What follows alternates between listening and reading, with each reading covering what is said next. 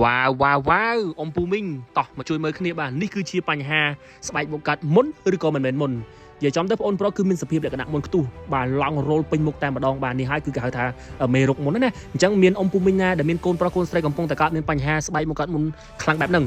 បាទកុំភ័យកុំព្រួយបារម្ភឲ្យសោះបាទយកគាត់មកបណ្ឌិតស្បែកមុខមកពិភាក្សាយោបល់នៅក្នុងមជ្ឈមណ្ឌលត្រីក្រហមចោះបាទគឺឯកទេសជំនាញព្យាបាលបញ្ហាស្បែកមុខកាត់មុននឹងរាប់ឆ្នាំតែម្ដងបាទនេះគឺជាទីតាំងក៏ដូចជាសាខាខេត្តបាត់ដំបង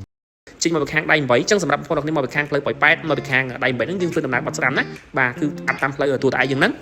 បាទហើយនេះវិញគឺជាផ្លូវចូលផ្សារបង្ជុំណាបាទអញ្ចឹងគឺយើងអត់បត់ចូលទេគឺយើងមកត្រង់រហូតបងប្អូនបាទយើងកាត់តាមផ្លូវទូទៅឯងមកត្រង់រហូតណាបាទគឺអត់មានបត់តាណាទេអញ្ចឹងសម្រាប់បងប្អូនអ្នកគ្នានៅខាងបាត់ដំបងគឺប្រកាសជារស់ផ្លូវនឹងឃើញណាបាទអញ្ចឹងឥឡូវនេះយើងមកដល់ផ្សាររោងចក្របាទអញ្ចឹងយើងមកត្រង់ប្រហែលជាចម្ងាយ1គីឡូកន្លះទៀតបងប្អូនណាបាទគឺយើងអត់បត់តាណាទេយើងមកត្រង់រហូតអញ្ចឹងឥឡូវនេះយើងមកដល់ជាមួយនឹងភ្លើង stop 2សម្រាប់បងប្អូនអ្នកគ្នាមកពីខាងផ្សារសក់គឺយើងមកត្រង់ណាតែបើថាយើងមកពីខាងផ្សារបង្ជុំគឺយើងបត់ឆ្វេងបាទបត់ឆ្វេងមកផ្លូវមកផ្សារលើនឹងមកបាទអញ្ចឹងយើងប្រហែលជា10ម៉ែត្រយើងកាត់នៅថ្នល់រទេះភ្លើងផ្លូវផ្សារលើហ្នឹងណាអញ្ចឹងយើងហូរហើយថ្នល់រទេះភ្លើងទៅមុខប្រហែលជាចម្ងាយ3ម៉ែត្រណាបាទបងប្អូនអ្នកគ្នាឃើញអាគារមួយធំខ្ពស់នៅកណ្ដាលដៃហ្នឹងបងប្អូនអញ្ចឹងទីតាំងរបស់យើងគឺនៅជួរបុរីបន្ទាយគួយសេគេហៅថាបុរីកាណាឌីយ៉ាណាបាទអញ្ចឹងទីតាំងរបស់យើងគឺនៅខាងឆ្វេងនេះបងប្អូនដែលមានស្លាកយីហៅថាបងបារាំងម៉ាសាមុខញិចមុន